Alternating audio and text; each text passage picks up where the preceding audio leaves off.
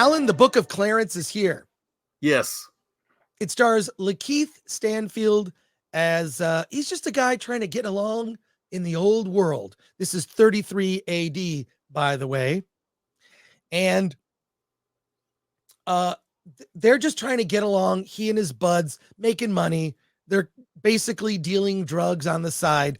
And he basically finds a way to kind of scam his way into being a prophet, a messiah, because you can make a lot of money as a messiah.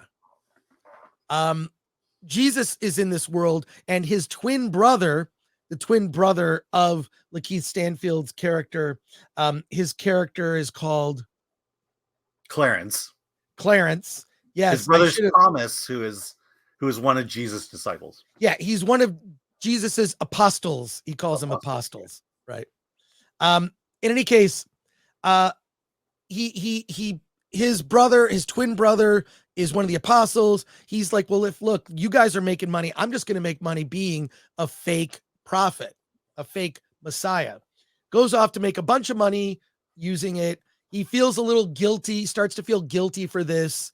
And then they're basically, they're orders from Rome. You need to kill all these messiahs. They're starting a new religion. It's making the locals crazy. They might try to overthrow Rome. And so they crucify all of them. I mean, this is the opening shot of the movie, is Clarence on a cross being crucified. You've seen the trailer for this movie. And here's what I'll say about this. The attempt of this film is to make an old school religious movie with all of the characters in the city are black. The Romans are all white. So you kind of see where this is going.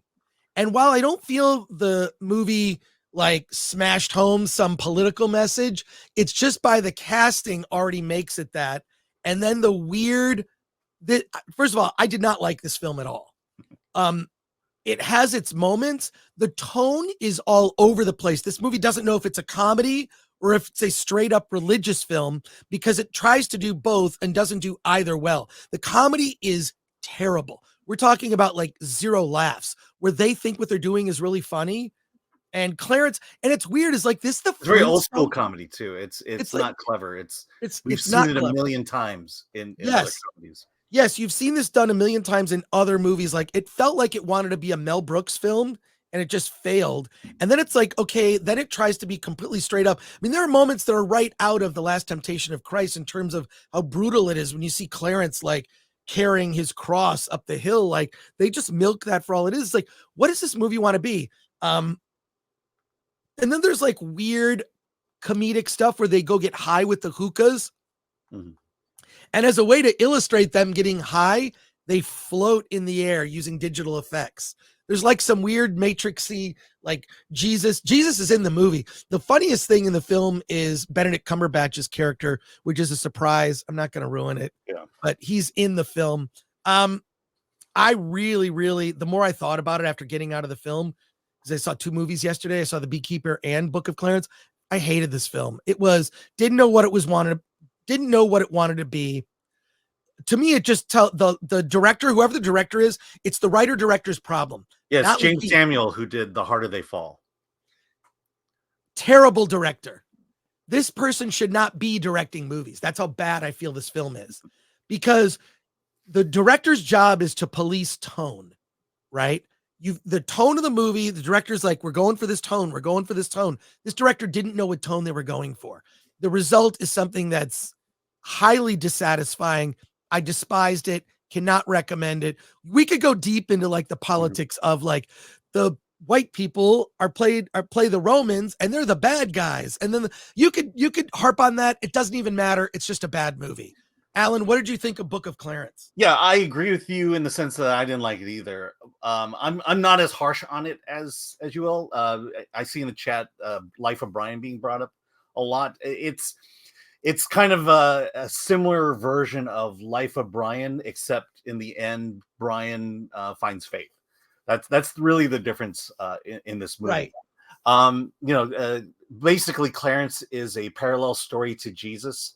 Right. He's an atheist who wants to get on Jesus's actions, and so he becomes a messiah himself, and it succeeds. But then guilt kind of takes over, and the money he raises he has to use for a more noble cause. And that's kind of, when you say it's all, he doesn't know where he's going. I think he does know where he's going. He's just not doing a very good job about it.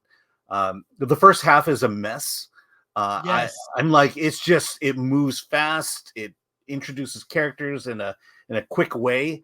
But really, the movie doesn't really find its own until the second act, when the whole Messiah thing comes out.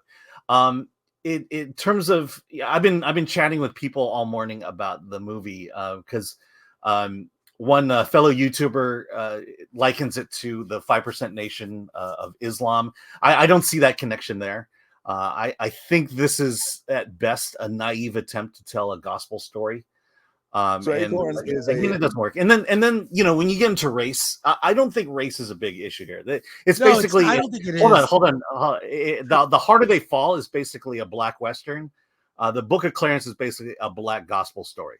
Right. Because if you think about it, when you tell the story of Jesus, it's everyone's Jewish except the Romans who are Anglos. And that's essentially, you're just replacing the Jews with black.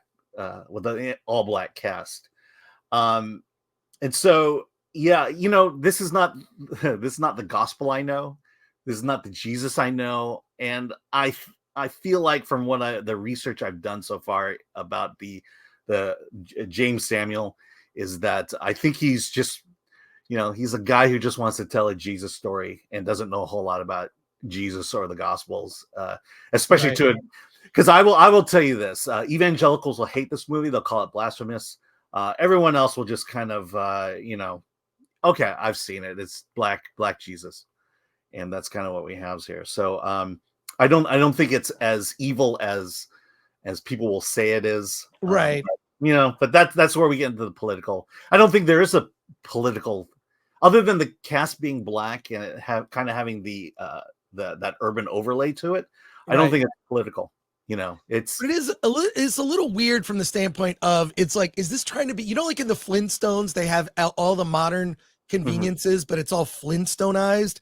It's like they try to do stuff like with this, like they go to a hair salon where people cut hair, but it's back then, or they go to the hookah thing, and it's just like there's a whole like economy where it's like present day, but I just think that the tone of this just doesn't work at all. I mean, I will say the portrayal of Jesus in this is, it's a naive version of Jesus. I don't think it's Last Temptation of Christ Jesus, but I don't think it's, it's not what my understanding of who Jesus is either.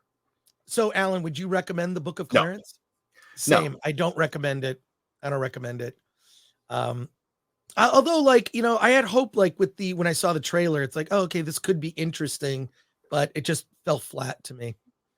Tone, it's an important thing. Are you making a comedy or a drama? Pick one. Yeah. I mean, that first act is so important to get you in that world and get you into the story. And it fails from the get-go at doing that.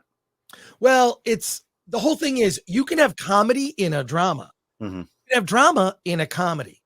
But this movie did not know which one it wanted to be. And it ended how you kind of already know the story. I don't need to tell you.